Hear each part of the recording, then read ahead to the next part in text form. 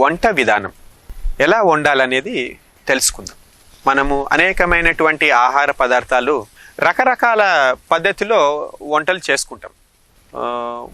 ముఖ్యమైన పద్ధతి బాయిలింగ్, మళ్ళీ తర్వాత ప్రెషరైజింగ్. బాయిలింగ్ అంటే మూత పెట్టి వండడం అనేది. ఇంకోటి కుక్కర్లో, ప్రెషర్ కుక్కర్లో బాయిల్ చేయడం, అంటే ఇది ప్రెషరైజ్డ్ కుకింగ్. నూనెలో డీప్గా ఫ్రై చేస్తే ఎలా ఉంటుంది? ఆహారము, పిండి పదార్థాలు, ముఖ్యంగా పూరీలు, వడలు డీప్గా మనము ఆయిల్లో వేడి చేసి ముంచి తీయటంలో. బేకింగ్, ఇదే రకమైన ఆహార పదార్థాలు బేక్ చేసుకుంటే ఎంత? మళ్ళీ ఆ బేకింగ్ టెంపరేచర్లో జరిగే పరిమాణాలు ఏంటి అనేది మనం ఇప్పుడు తెలుసుకుందాం.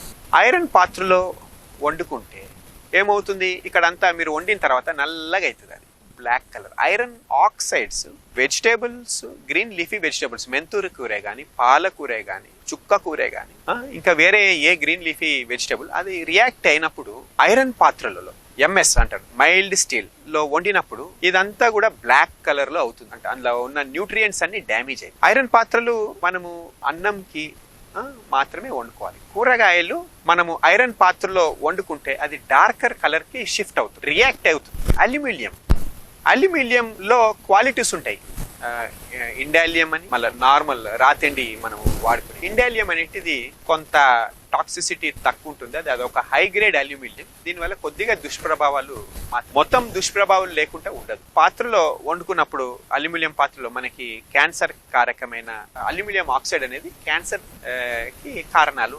మోతాదులో వాడుకుంటే సరే, కానీ ప్రతిదీ మనము అల్యూమినియంలో పాత్రలు వాడుకుంటే దీర్ఘకాలంగా ఆరోగ్యానికి అనేది మంచిది కాదు. కాపర్ పాత్ర, కాపర్ మనము స్టోరేజ్ కే వాడు, కానీ మనము కుకింగ్ హై కాపర్ కంటెంట్ బాడీలోకి వెళ్తే మనకి హైపర్ థైరాయిడిజం, హార్మోన్ ఇంబ్యాలెన్స్ అయ్యే అవకాశాలు ఉన్నాయి. కాబట్టి మోతాదులో కాపర్ వాడుకుంటే చాలా మంచిది. ఒకటి మట్టి పాత్రలు, అన్నిటికంటే శ్రేష్టమైనది మనకి ఎంతో ఆరోగ్యాన్ని ఇస్తుంది. ఇంకోటి స్టెయిన్లెస్ స్టీల్. ఎంత high grade steel, nickel property stainless steel లో ఎంత ఉంటుందో ఆ స్టీల్ అనేది అంత రియాక్ట్ కాదన్న ఆహారం అనేది.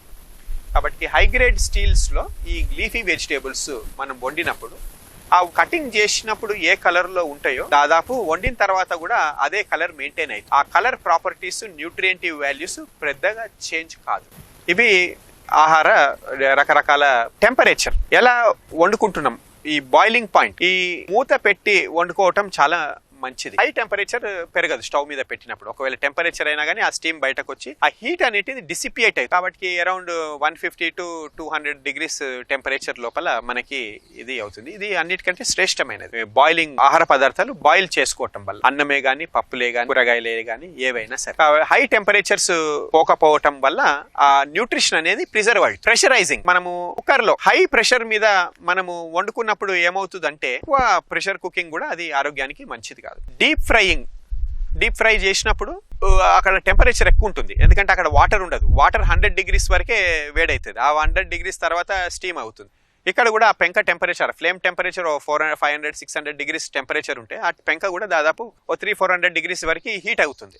అది హీట్ అయినప్పుడు ఏంటంటే ఆ ఆహార పదార్థాలు ఎక్కడైతే బ్రౌన్ కలర్ అవుతుందో అక్కడ మనకి ఆ న్యూట్రిషన్ లాస్ అనేది ఉంటుంది. ఈ ఆయిల్ సాచురేషన్ అయినప్పుడు మనకి కొలెస్ట్రాల్, ట్రైగ్లిజరైడ్స్ ఇవన్నీ పెరిగి రక్తనాళాల్లో పేరకపోయి మనకి హార్ట్ ప్రాబ్లమ్స్, స్ట్రోక్ వచ్చే అవకాశాలు ఎక్కువగా ఉంటాయి. అవి తిన్నప్పుడు మన కడుపులో కూడా వేరే రసాయనాలు ఉత్పత్తి అయ్యి అవి మనకి రకాల రోగాలు తీసుకొచ్చి పెడతాయి. కాబట్టి అన్నిటికంటే బెస్ట్ మెథడ్ కుకింగ్ ఏంటంటే మట్టి పాత్రలలో వండుకోవడం,